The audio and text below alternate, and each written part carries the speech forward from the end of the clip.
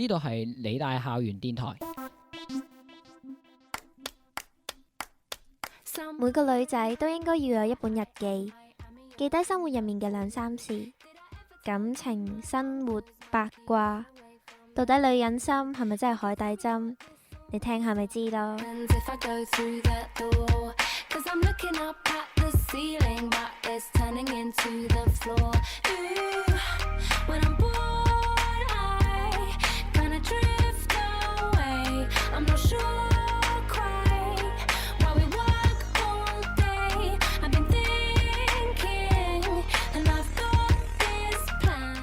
Dear Diary。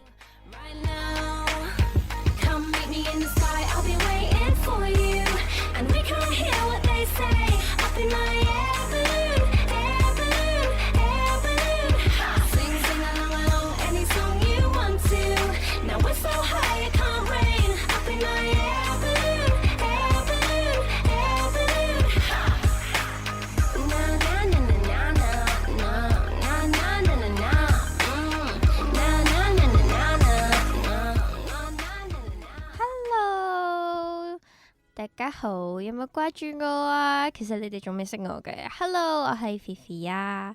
咁好明顯，你喺呢度，你喺呢個節目聽得我把聲，好明顯我就係主持人啦，我就係肥肥啦。咁今日呢，第一集呢，就希希同我一齊喺度啦。希希，快啲 say hi。Hello， 大家好，我係希希。係啦，佢就係希希啦。咁呢，9月呢，就係開學嘅時候啦。咁啱啱入咗 U 嘅你，係咪仲係 A0 呢？講呢啲嘢係 A0都唔緊要，因為呢，我哋今日呢就集咗我哋大約19年度嘅智慧，嘔咗一個 list 出嚟，一人嘔咗一個 list 出嚟，就係到底表白應該用啲咩方式好呢？又或者邊啲方式會好啲呢？好緊張嘅時候嚟啦，你先定我先？你先。好啦，我嘅第5名就係聖誕卡啊！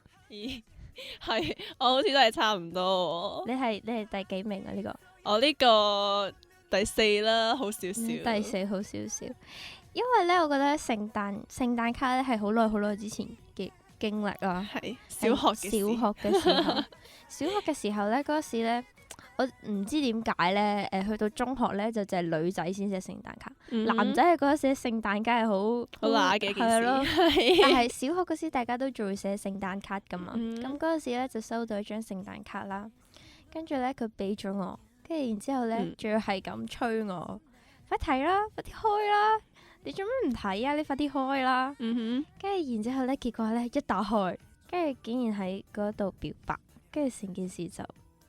佢寫咗啲咩？我好中意你，可唔可以同我一齊嗰啲？唔係咯，係我喜歡你句號咁樣。跟住然之後啲字最勁樣衰。小學嗰時係咁，小學嗰時啊，仲要係男仔。但係咧，我覺得咧寫聖誕卡咧真係唔好。我覺得你表得白，你就唔好夾雜其他任何嘢入去啦，好嘛？可能諗住一次過滿足你2個願望。呢個唔係我嘅願望啦。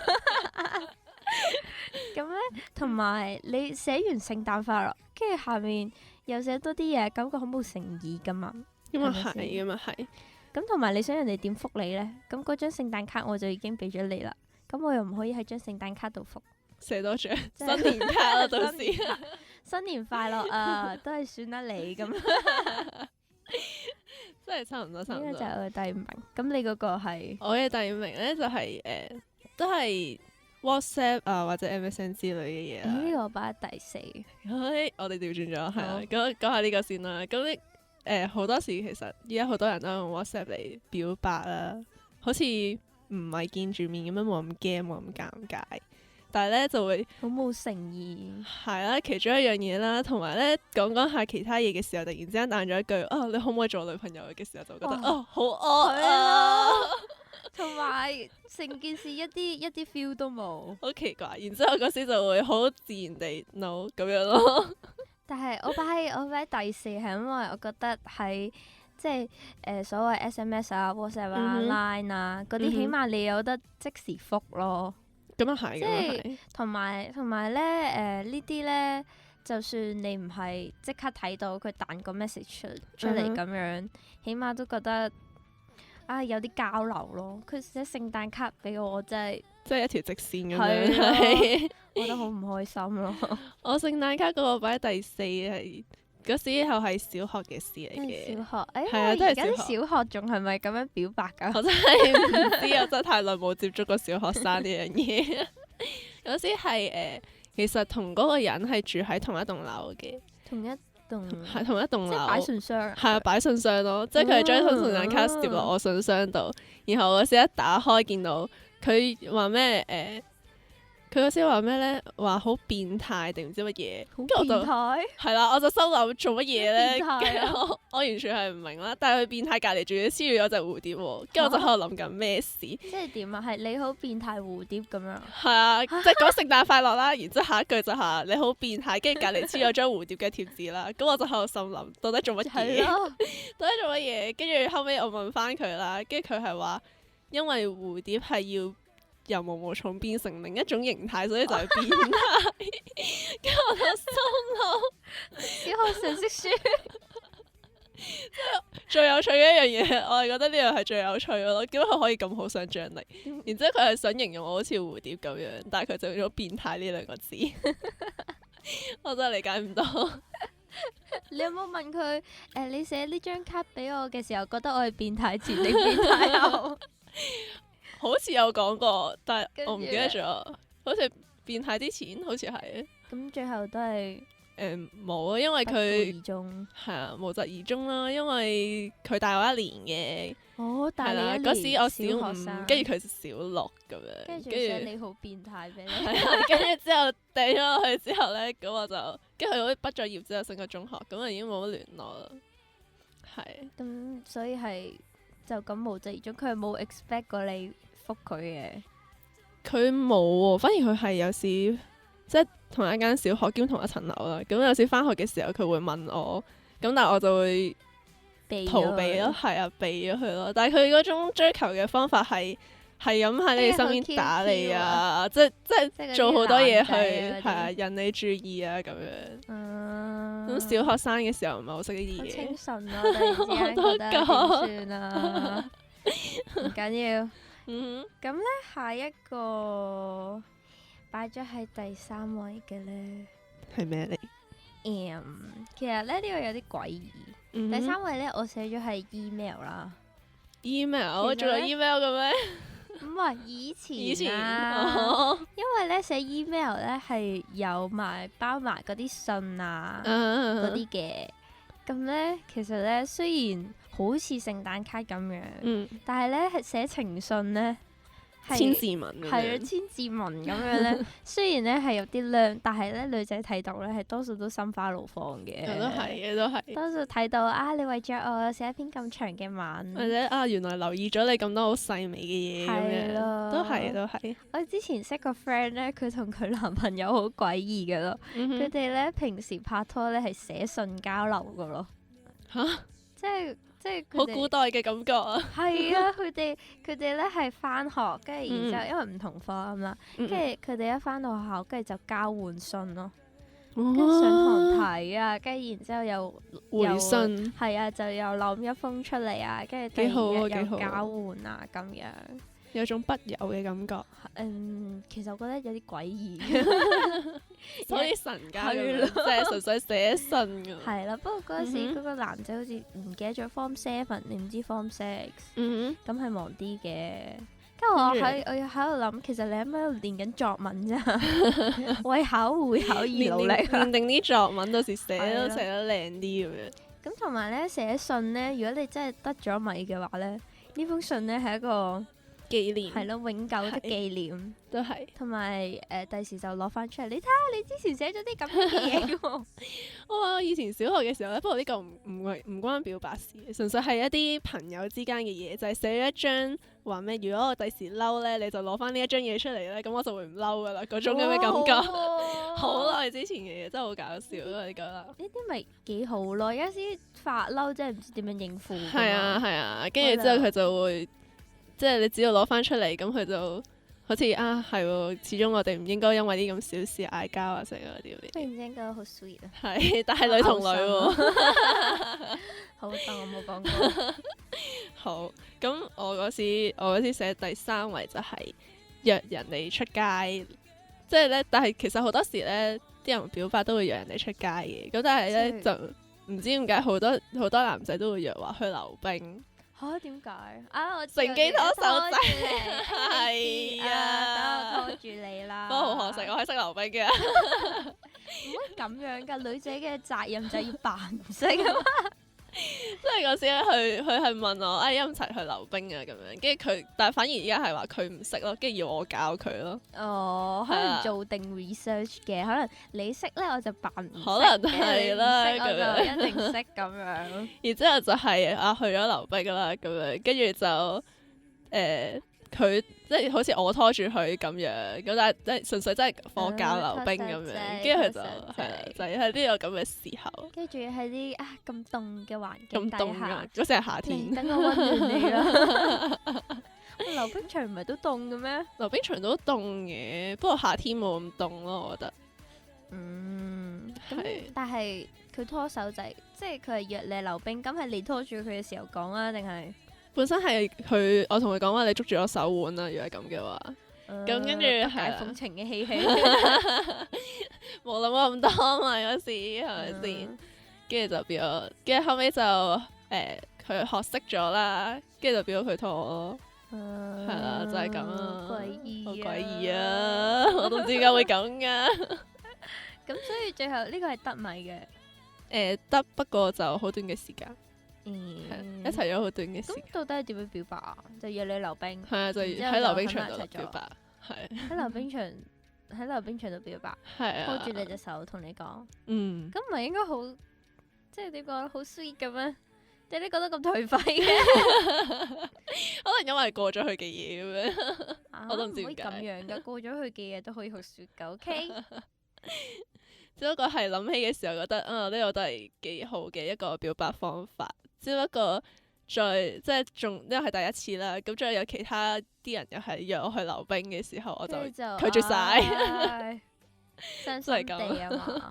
就係咁拒絕晒咁樣。所以你哋都要記住表白嘅地點係好重要係真㗎。係好重要。一陣間一個唔覺意咧搞彎咗咧，咁呢個地點咧就成為以後嘅不祥之地啊！係啦，無論你約佢去，即係無論用咩方式去約佢咧，佢都會 say no 咁樣。點樣都會諗起呢個地方，唉，咁曾經有一段好悲慘嘅回憶。係，唉，好啦，咁我哋就去我嘅第二位。嗯，我嘅第二位咧就係打電話啦。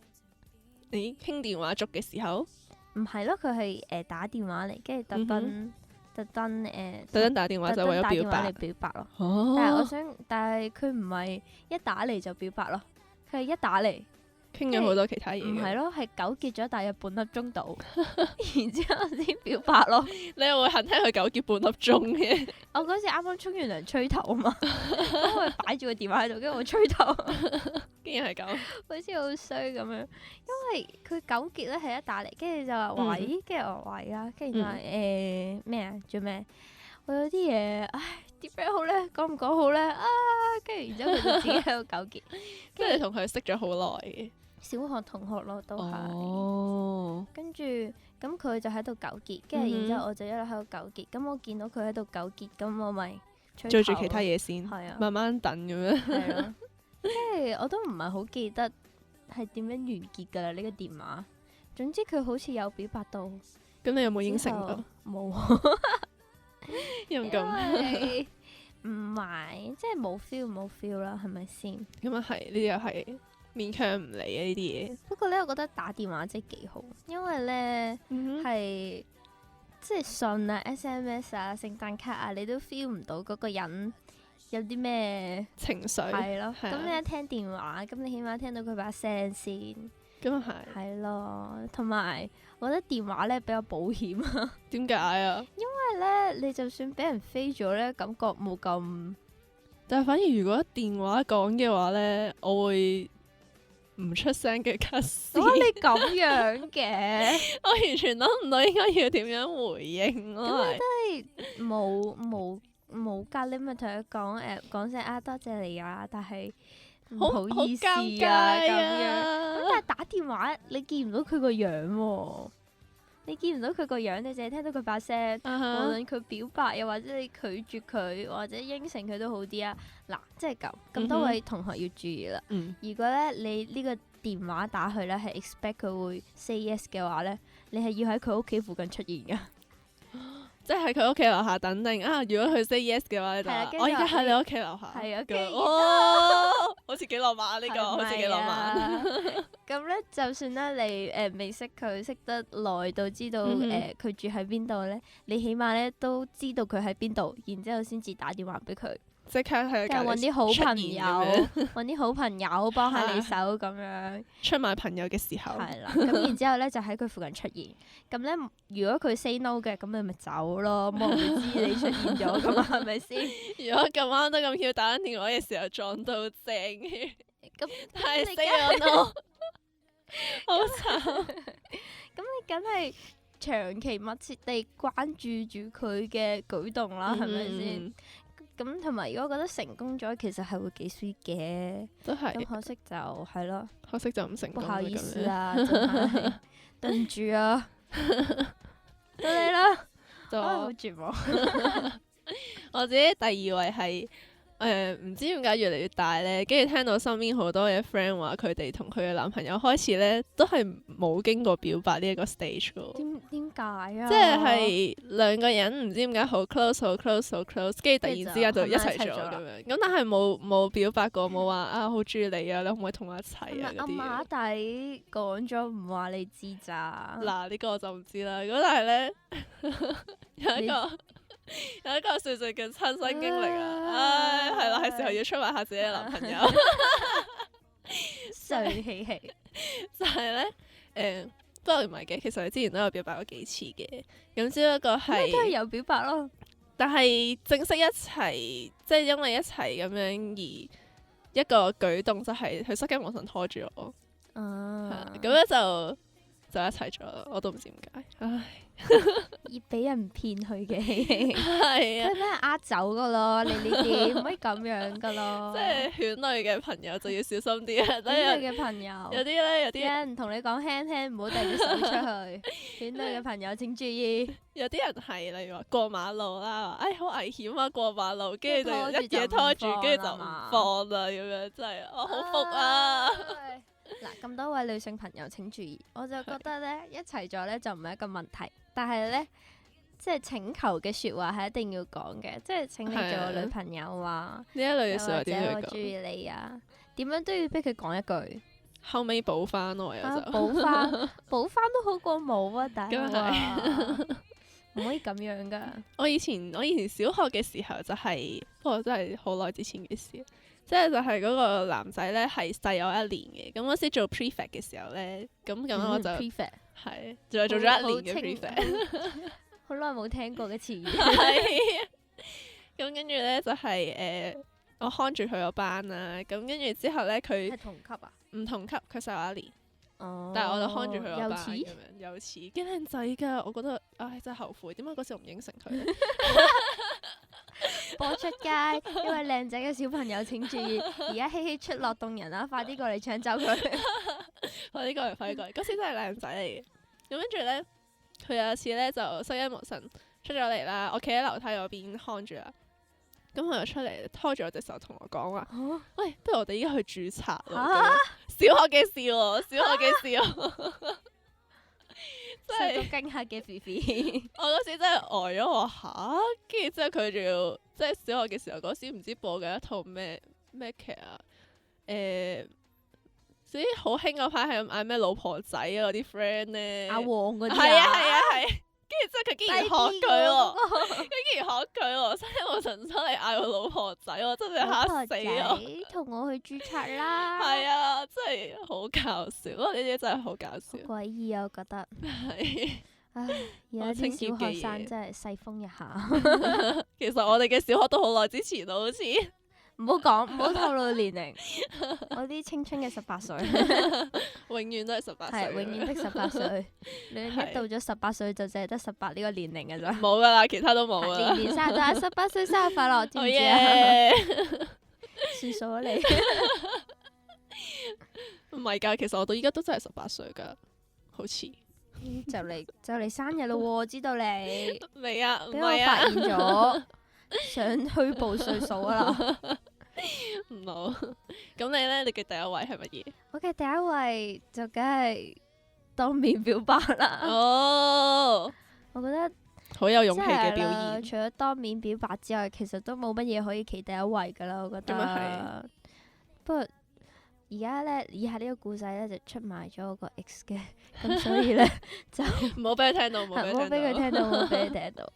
其實咧，覺得當面表白咧係好需要一個勇氣嘅一個行為。係啊係。所以咧，真係好我就覺得咧，無論咧你想用咩方法表白都好啦，除非你真係唔可以當面表白，我覺得你都係認認真真當面表白呢係啦樣嘢，真係好容易打動人。嗌返對方出嚟係啊，即係就算嗱，你明唔明啊？女孩子呢一個好奇怪嘅心態嚟嘅。嗯如果咧佢唔中意你咧，你無論點表白咧都係 fail 啊。但係咧，如果佢係遊走喺好哼，似中意同對你有啲唔中意之間 feel，咁樣。但係又好似未去到，你咁係啊樣當面表白咧，就會打碎佢嘅心腸，跟住佢就會應承你㗎。好咁樣，係啦，咁如果佢中意你嘅話，你用咩方式表白都成功㗎啦，係都係咪先？嘅。嗰陣時咧就比較細細個嘅時我唔知點樣講候，唔係中幾啦，嗯哼跟住然之後咧嗰陣時咧佢係佢係攬拍手住拍手我。哦，跟住然之後，即係你自己想像下個頭嗰啲位置啦。然之後佢攬住我，想像緊，跟住然之後咧，咁佢個頭喺你側邊啦，都見到喺耳仔邊啦，嗯跟住咁樣同你表白嘅。哼，哇，咁你已經好難拒絕係啊喎，唔通一嘢拱開佢咁樣，係啊好難基本咯。上你都淨係可以應承嘅啫。好詭異啊！而家一諗起嘅時候係咯，但其實係幾浪漫噶喎，係真係幾浪漫係幾浪漫，但係。總之嗰一個狀態底下咧，基本上咧你係唔係好能夠思考啦，跟嗯哼，住然之後你咁就就俾佢呃見到佢啦，咗可能係啊，就係因為咁就係咁樣樣，俾佢呃咗啦，係啦，咁樣就係咁樣俾佢騙走咗，所以我覺得咧呢個方法咧係 work 嘅，大家係可以試下嘅。即係可能呃認真佢話啊，可唔可以攬一攬你？我就好唔開心啊！佢嗰時嘅時候就係咁樣，真㗎，竟然係咁，唔係好唔開心咯，總之就可唔可以攬一攬你，跟住就跟住就哦攬咗，得米咗啦，係，已經跟住就得米成功咗咗啦，啊，好絕望啊！而家覺得。過去嘅嘢，過去嘅嘢，不過係真係 work 嘅，認真，嗯哼。真係很好嘅一個嘗試嘅方法。咦，大家可以試下我嘅第一位都係呢種當面表白，不過唔係發生喺我身上，係哦我 friend 同我講嘅。又出賣朋友，係啦，我出賣朋友啊，跟住冇俾佢聽到啊。跟住咧，佢嗰時係同我講話有個男仔追佢啦，咁一直之前冇表白嘅時候咧，就可能病咗嘅時候又買藥俾佢食啊，好關心佢啊咁樣。咁有一日咧就約佢出街，話出去睇戲啦咁樣。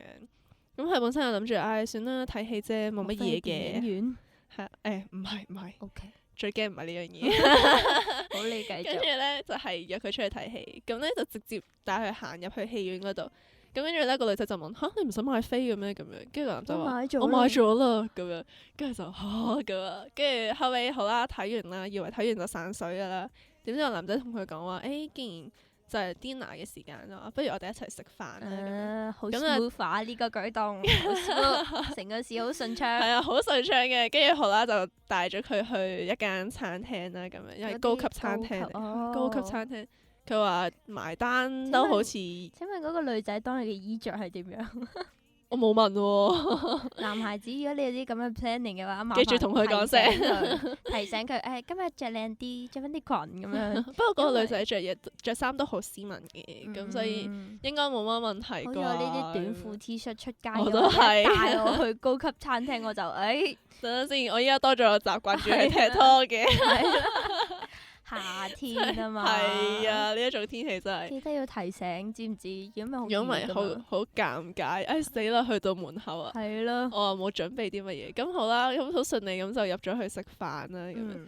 跟住個男仔就喺食下飯嘅時候，突然之間同佢表白啊！哇！佢呢啲係求婚嘅行為嚟嘅喎。跟住之後仲要，跟住個女仔唔好意思啦，跟住嗰啲俾錢嘅時候咧，個男仔咧就我已經買咗單。係啊，同佢講埋咗單咁樣，佢埋咗單，但其實未買。跟住之後咁冇辦法之下，個女仔就一嘢塞咗200蚊俾佢。我記得佢好似話，其實埋單個數都幾金下嘅。跟住之後咧，佢就唔理3721，收咗錢俾佢之後就逃走。有能力嘅男人啊，真係 OK。但係 fail 啊！但係 fail 咗哇，咯。好慘啊！因為個女仔真係覺得話，既然真係冇感覺嘅話，咁就唔係幾好意思。係啊，但係呢個表白嘅方法係，我覺得唔錯嘅，但係唔一定要話去高級餐廳，可能係個女仔中意嘅地方，即係可能女仔中意啲咩地方。coffee shop 嗰啲啊。係啊，coffee shop 嗰啲應該都 OK 嘅。如果你帶我去 Starbucks，然之後買杯咖啡俾我，同我表白，我一定應承你。然後 Vivi 係一個勁中意飲咖啡嘅女仔。只要擺低一杯咖啡，OK，你想要啲乜嘢？用咖啡就可以買咗佢翻屋企啦。好容易就會被拐走啊！點算？安全嘅，安全嘅。嗯咁其實主要 run 得翻嘅都係個 feel 氣氛嘅問題，係啊。所以話咧，始終咧你要當面見到咧，先可以營造到嗰個好浪漫嘅感覺。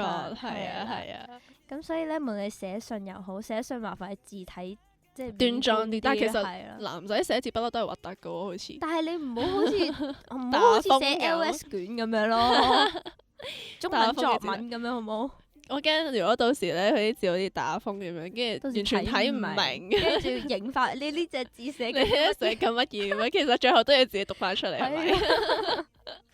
勁慘。所以話咧，其實都係當面表白好啲嘅。但係如果有啲怕醜嘅男仔唔敢當面表白，戴個面具咯咁樣，會唔會好啲啊？都驚㗎，好似熊仔頭咁。要戴個面具，跟住就先表白。其實係好驚。我覺得一係打電話咯，打電話都幾好。打電話個招，我覺得係 smooth 嘅都。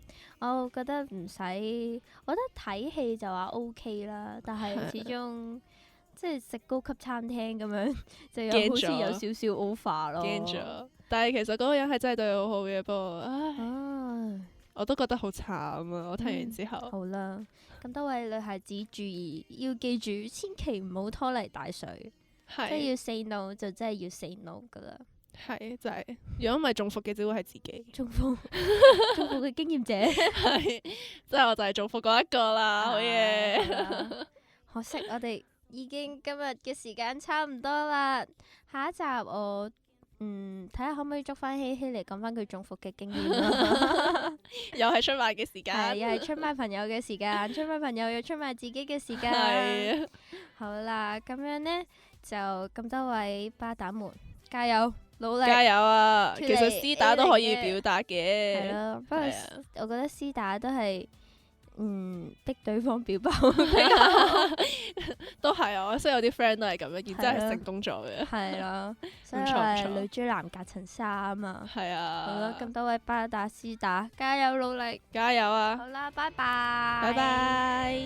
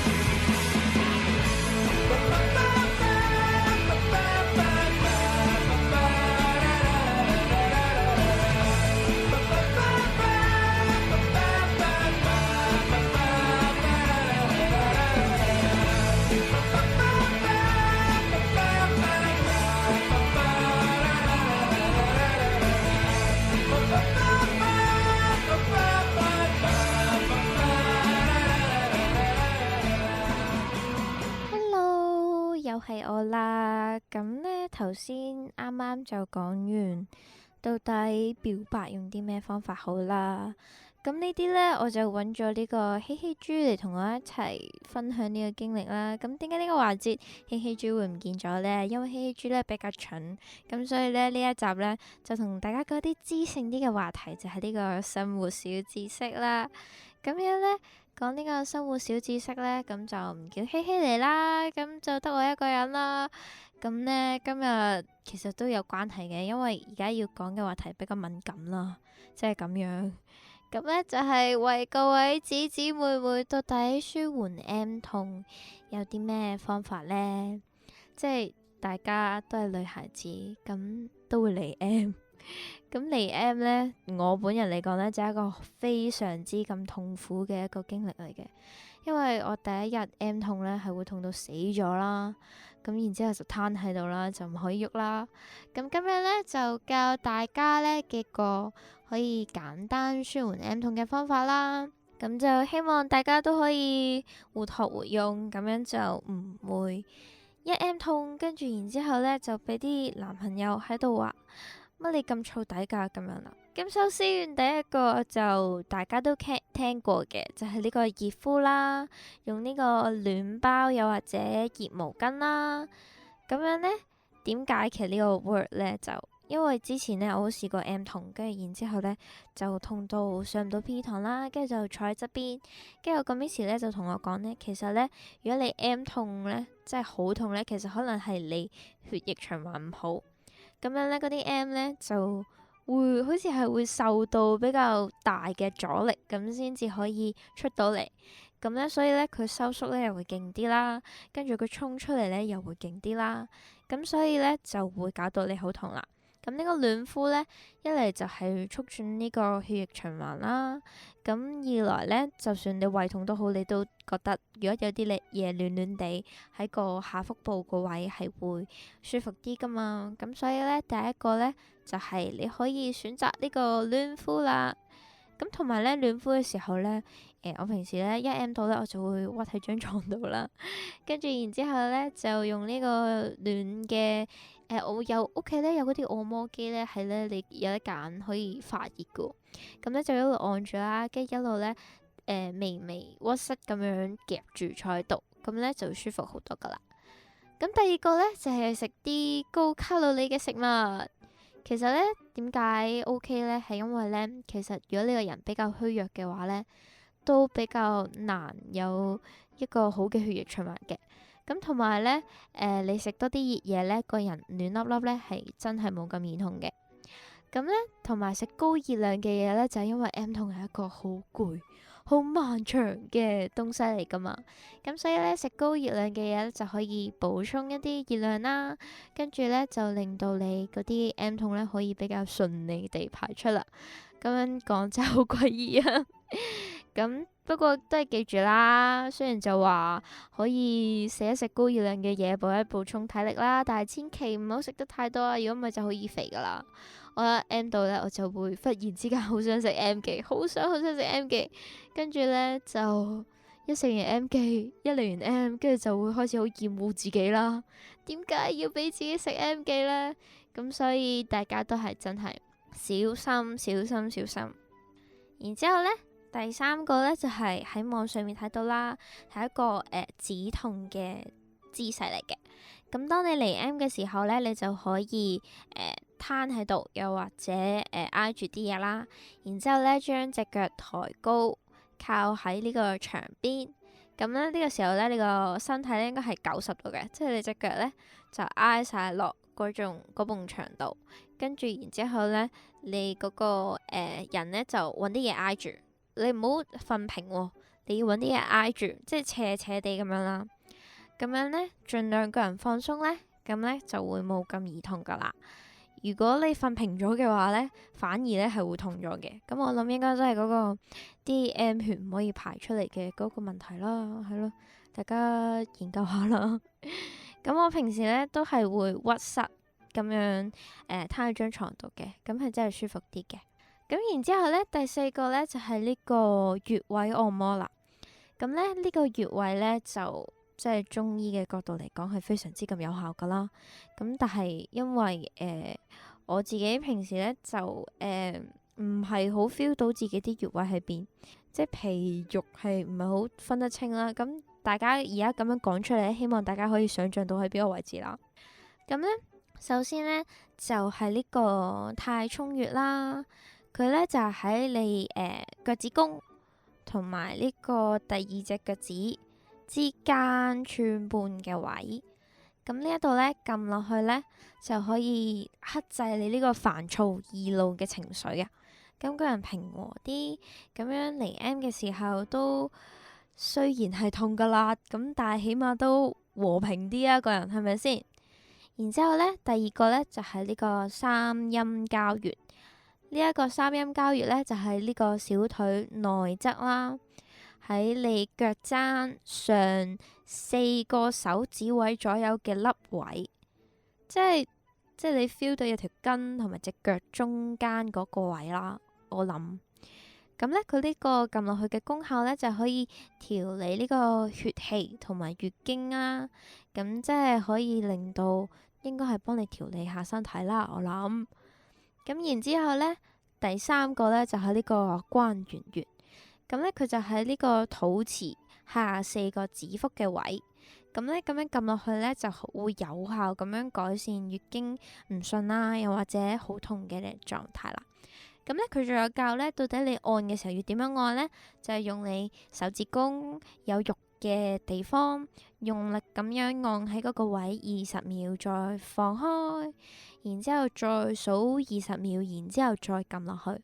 咁每個部位咧就重複5至6次到，直至咧你撳嘅嗰個位咧覺得有啲麻麻地啊、脹痛啊嘅感覺啊，咁樣先至停嘅。咁就我就未試過，咁希望大家翻去可以試下，然之後話俾我知到底有冇用啦。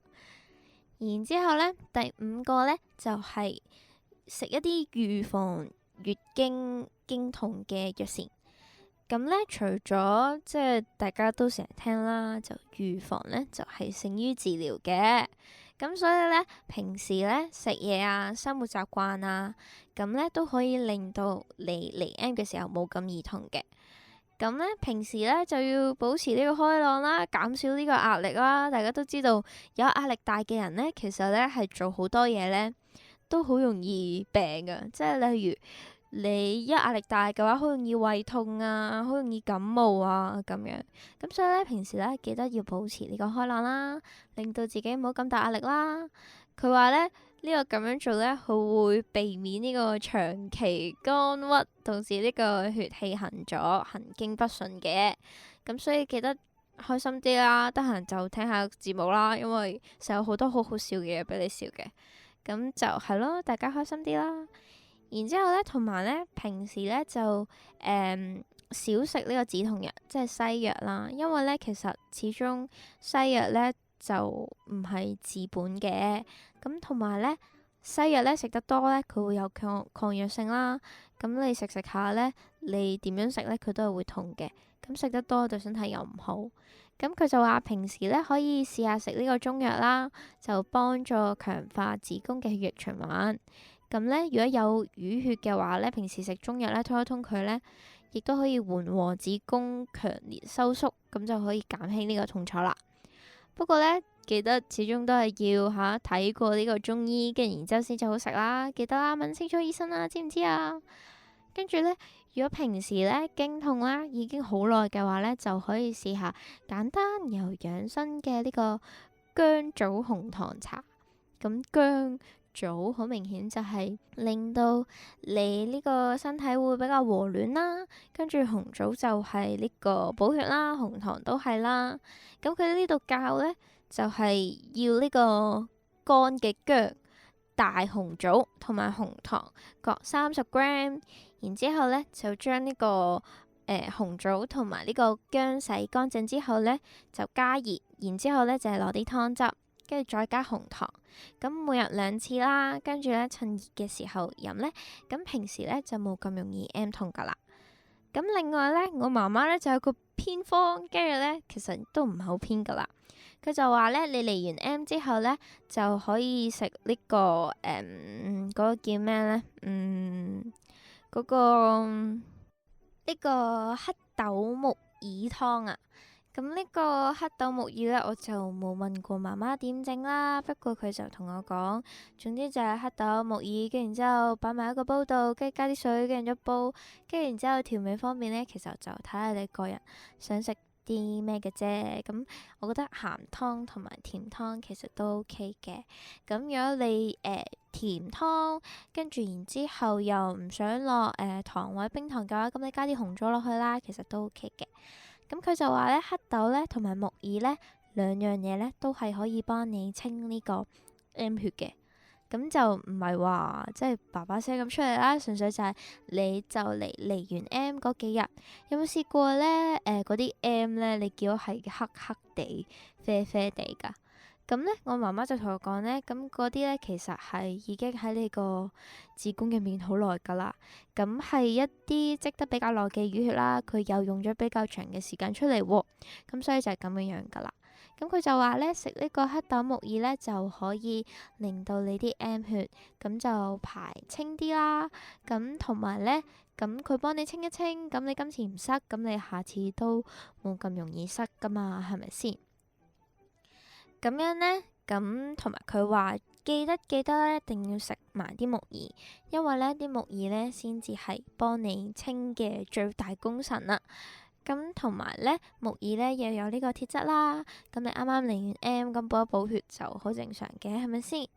咁所以呢，咁多位姊姊妹妹呢就可以試下啦。咁就希望咁多位聽完之後真係可以學以致用啦，因為我都知 M 痛咧真係一個好痛苦嘅階段。跟住我媽曾經講過話，生仔其實係唔夠 M 痛辛苦嘅。咁因為 M 痛你係差唔多，我唔知有冇啲人係痛晒成個禮拜噶啦。咁多數啲人都係痛一兩日嘅。咁佢話咧，其實如果你生仔咧生得快咧，係唔係好 feel 痛。咁但係咧，如果咧你 M 痛咧，你係一定焗住，一定嗰幾日一定係咁喺度痛。咁所以咧，就希望大家聽完之後咧，都可以識得點樣舒緩呢個 M 痛啦。咁就冇咁容易痛，冇咁容易燥底，咁個人都少啲皺紋噶嘛，係咪先？咁今日咧第一次嘅生活小知識咧，就同大家分享咗點樣舒緩 M 痛啦。咁跟住落嚟咧，都會有好多陸陸續續其他同女人有關啊，又或者同女人無關嘅生活小知識嘅。咁就希望大家密切留意啦。咁然之後咧，或者你有啲咩想知嘅話咧，都可以歡迎嚟到留言啊。咁樣話俾我知你想知啲咩啊。咁就等我可以去搜羅一下，到底有啲乜嘢係比較適合大家嘅。咁樣一陣間翻嚟呢，我又帶翻希希翻嚟啦。咁下一個環節呢，就係同大家講下點樣扮靚靚啦。咁一陣間翻嚟見啦，拜拜。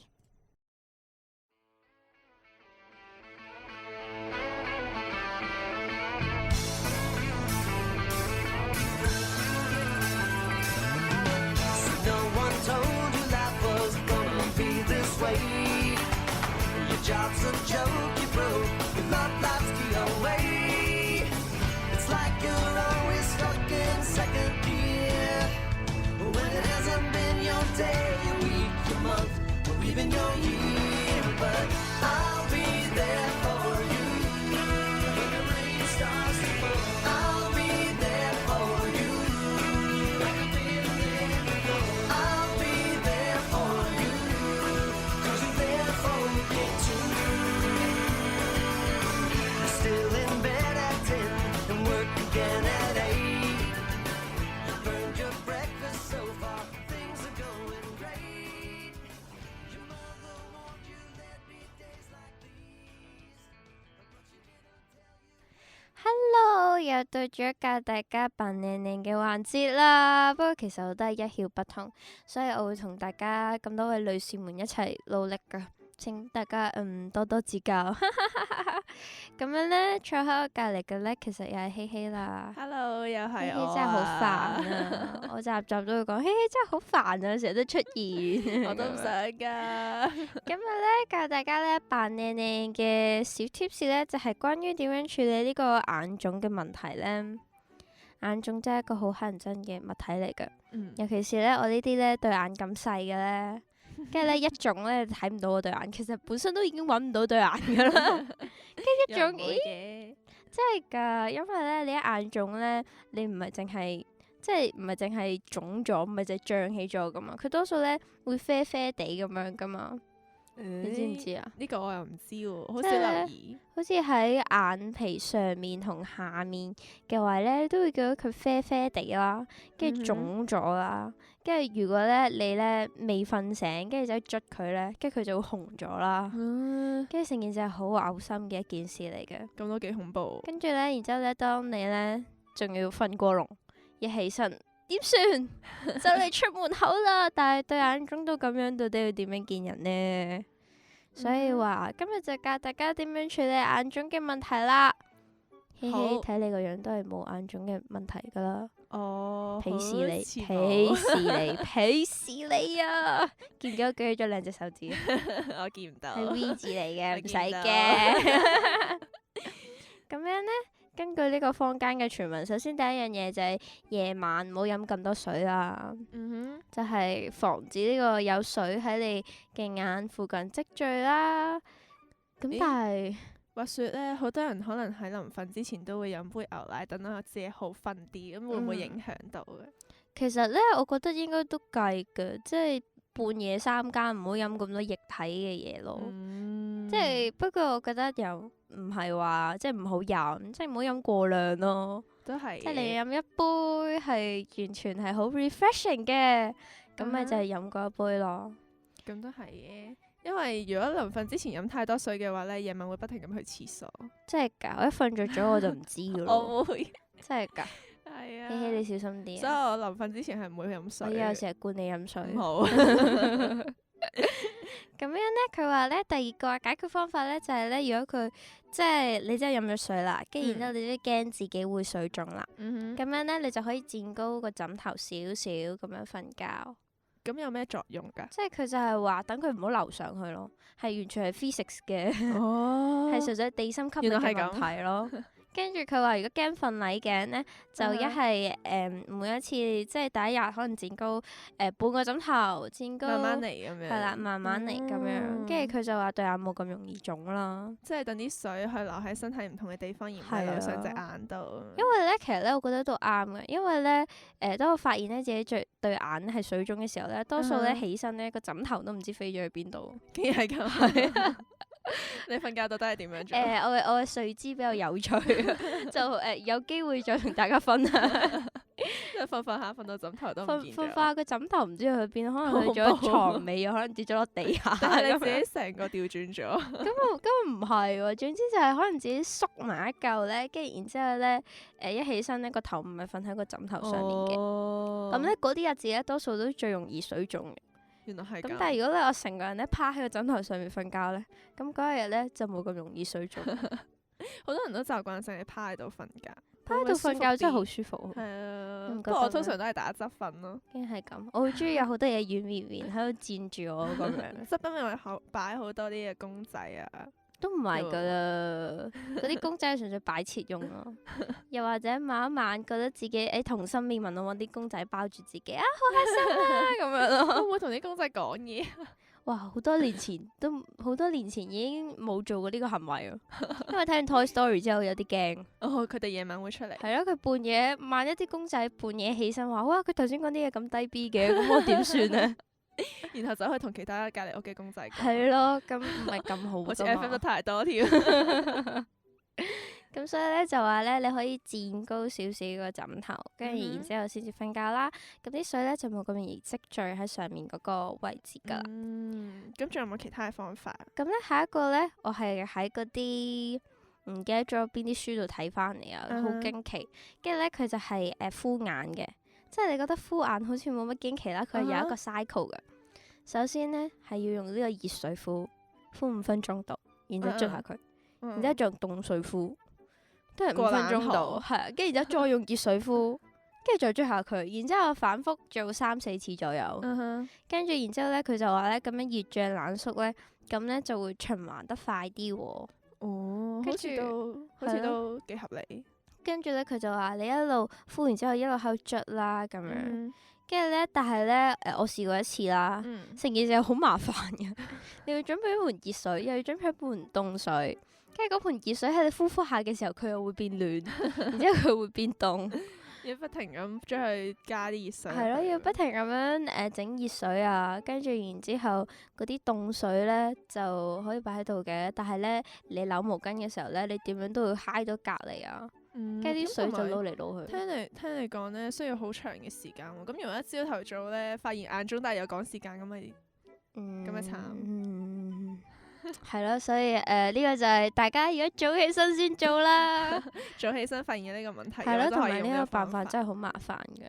嗯不過我聽聞而家話市面上有嗰啲敷眼嗰啲袋賣嘛，有有啲熱有啲凍噶嘛，凍即係你一拍跟住然之後佢就成個就會結咗一嚿唔知乜嘢，跟住有啲係熱嘅，有啲係凍嘅咁樣噶嘛，呢個我未試過。真係㗎。係啊，因為呢我冬天咧曾經買過一個，即係唔係敷眼㗎啦，係純粹貪佢暖。取暖。係啊，跟住然之後咧，佢咧嗰嚿嘢入面咧，即係膠啦，跟住入面嗰啲應該係嗰啲化學物質嚟嘅。嗯跟住咧佢就會有嚿鐵咁樣嘅物體啦，跟住你一拍嚿鐵咧，跟住然之後咧入面啲嘢咧就會即刻凝固晒，嗯。跟住成個咧就暖粒粒噶咯。同呢個暖包嘅作用係咪差唔多？係啊，但係佢麻煩咧就麻煩在咧佢凝固咗啦，係咪先？嗯跟住你要煲佢，佢先會變翻做liquid form 咯。嚇！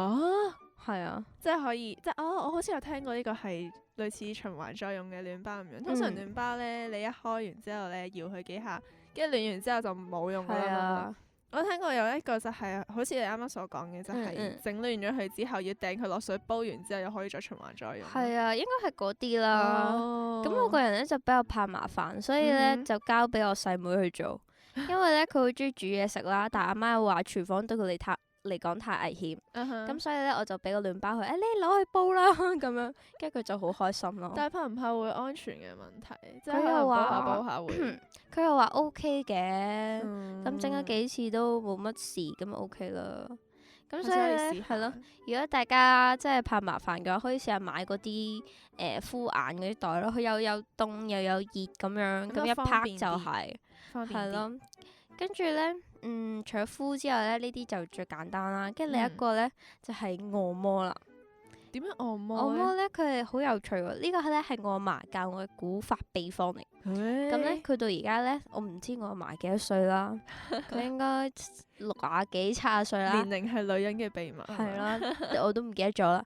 但係咧，佢真係冇眼袋，完全冇。因為我想知喎呢個。跟住咧，呢個咧佢咧就係嗱，雖然咧你哋睇唔到，但係你哋可以幻想一下。咁咧佢咧就話攞住你2隻食指啦，跟住然之後咧就喺眼下面嘅部分，即係咧最中間靠鼻嗰位啦，跟住然之後開始向後推，會唔會要好大力定係沿住輕輕力就好眼大，沿住眼下，即係你話下眼線嘅位咁樣樣向後推，跟住然之後咧你 feel 到咧係有嘢推出嚟嘅咯，即係有時如果你眼水係多嘅話。跟住然之後又或者好似眼腫嘅情況底下，佢積咗好多嘢咧，跟住你咁樣推咧，係真係會推晒出嚟噶咯。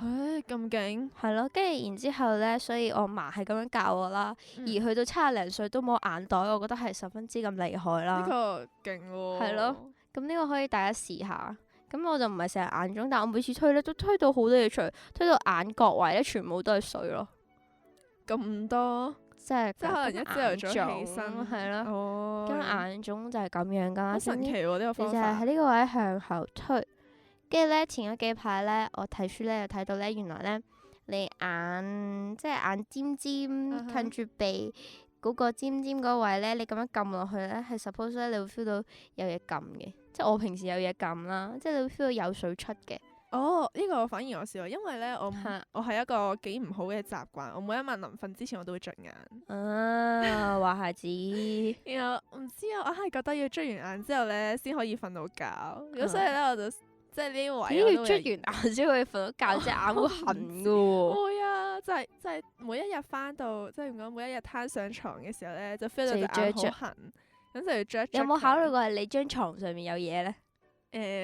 我冇換床諗過單啊嘛，都有換嘅，都有定時定候換嘅。咁純粹係唔知係咪你係間房有咁多年嘅習塵？慣，可能係啩。你真係小心啲，係咯。總之你就係撳落去，好好係撳啊！